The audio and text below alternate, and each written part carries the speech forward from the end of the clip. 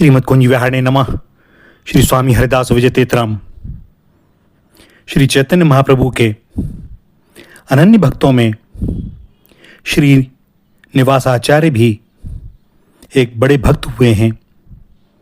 नवदीप से 7-8 मील दूर चाकंदी जिला बर्धमान में इनके पिता श्री गंगाधर भट्टाचार्य साहित्य और व्याकरण के बड़े असाधारण पंडित माने जाते थे।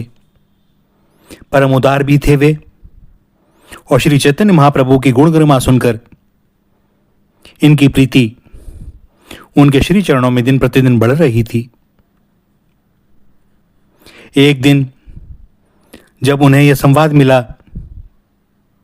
कि जब से निमाई पंडित गया में महाप्रभु से मिलकर लौट कर आए हैं, तब से अपना सारा पांडित्य भुलाकर भगवत प्रेम में मतवाले हो गए हैं एवं अपने श्री हरि कीर्तन के द्वारा नवदीप वासियों को भी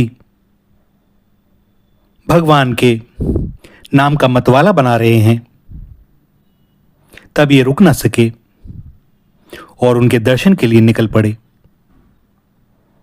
अपनी वृद्धा माता और नवयौवना पत्नी को भगवान के भरोसे छोड़कर निमाई पंडित श्री केशव भारती से संन्यास दीक्षा लेकर संसार त्यागी और भगवत अनुरागी बन रहे हैं। ऐसा दृश्य देखकर गंगाधर पंडित भी अपने आप को संभाल न सके। वे फूट फूट कर रोने लगे और रोते रोते अचेत हो गए। उसके बाद से गांव वालों ने इनकी महाप्रभु के प्रति निष्ठा और भक्ति देखकर इन्हें चैतन्य दास के नाम से पुकारने लगे। चैतन्य दास के विवाह हो जाने के उपरांत भी बहुत समय तक उन्हें कोई संतान नहीं हुई। कहा जाता है कि श्री महाप्रभु के आशीर्वाद से ही वैशाखी पूर्णिमा को शुभ मुहूर्त में परम भागवत श्रीनिवास का जन्म हुआ। इनकी माता श्री लक्ष्मी प्रिया अत्यंत धर्मपरायणा थीं, और वे जब यह बालक स्तनपान करता था उस समय भी इनके कानों में भगवान की लीला कथाएं और भक्तों के गुण सुनाती जाती थीं। फलस्वरूप पहले पहले इन्होंने अपनी तोतली बोली से ही भगवान एवं भक्तों का नामोच्चारण प्रारंभ कर दिया। इनकी बुद्धि अत्यंत कुशाग्र थी। योग्य गुरु के सानिध्य में अल्पकाल में ही ये साहित्य, व्याकरण, न्याय, काव्य आदि के बड़े अच्छे पंडित हो गए।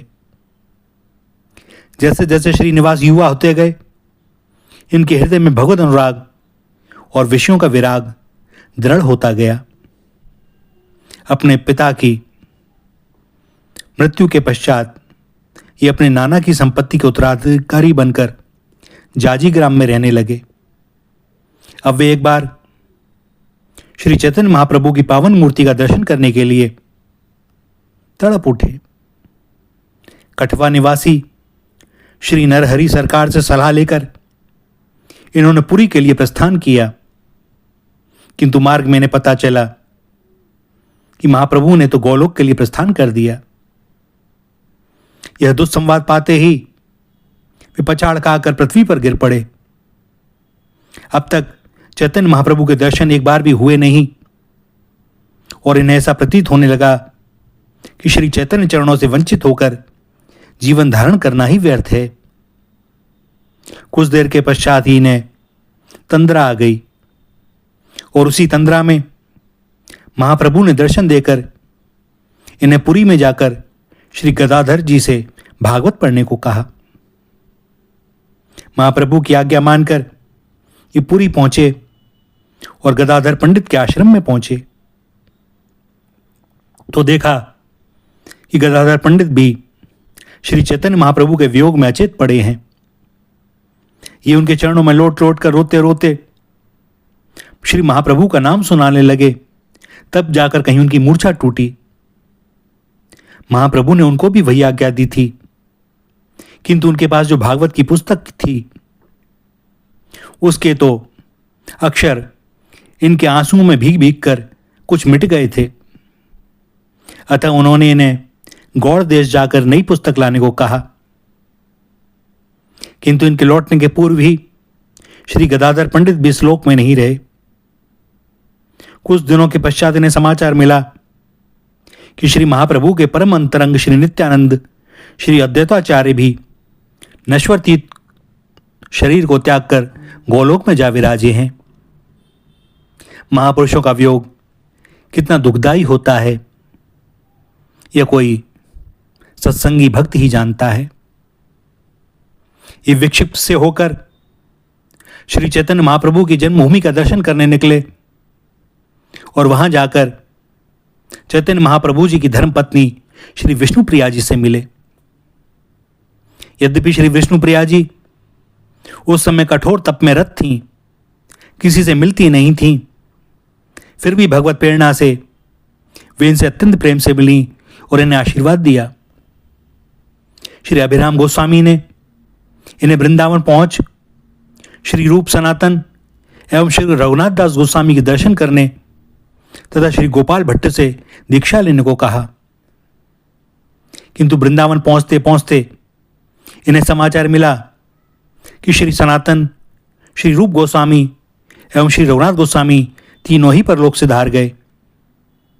इस प्रकार लगातार एक के बाद एक आघात सहते सहते इनका हृदय भी मानो एकदम जर्जर हो गया, बुद्धि काम नहीं करती थी।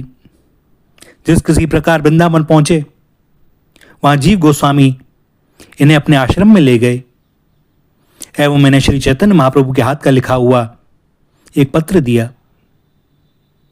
श्री चैतन्य महाप्रभु के कर कमलों से अंकित अक्षरों को देखकर ये भाव विभोर होकर पृथ्वी पर अचेत होकर गिर पड़े। कुछ समय पश्चात शुभ मुहूर्त में श्री गोपाल भट्ट के द्वारा इनका दीक्षा संस्कार हुआ। इसके बाद जीव गोस्वामी से इन्होंने वैष्णव ग्रंथों का अध्ययन किया।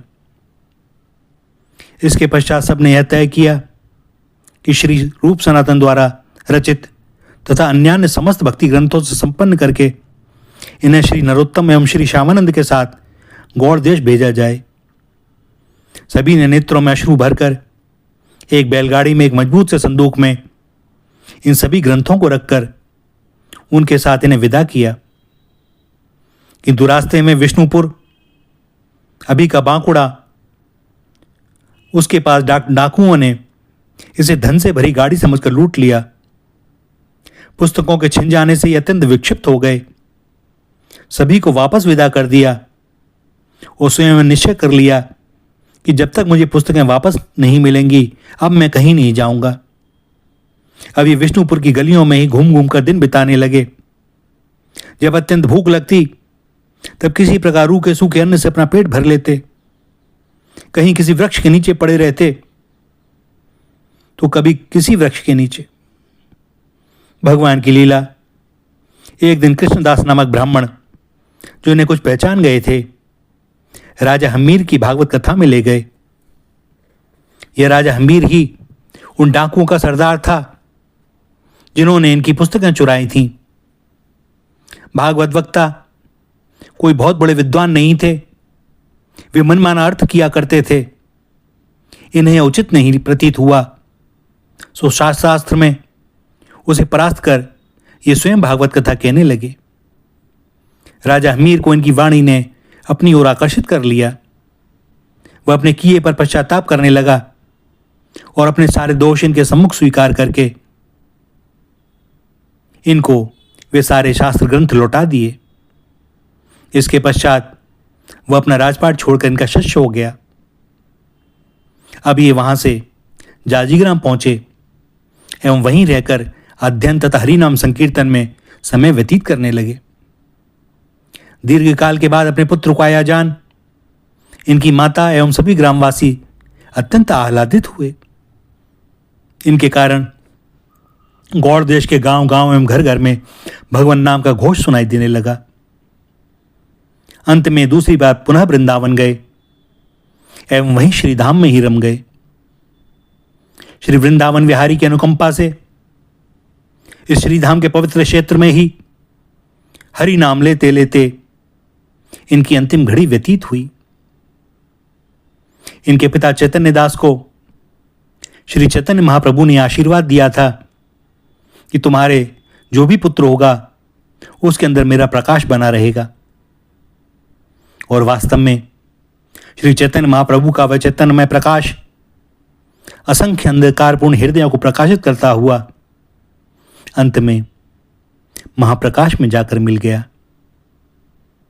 जहां से वस्तु आती है अंत में वहीं चली जाती है। श्री राधा श्री राधा श्री राधा।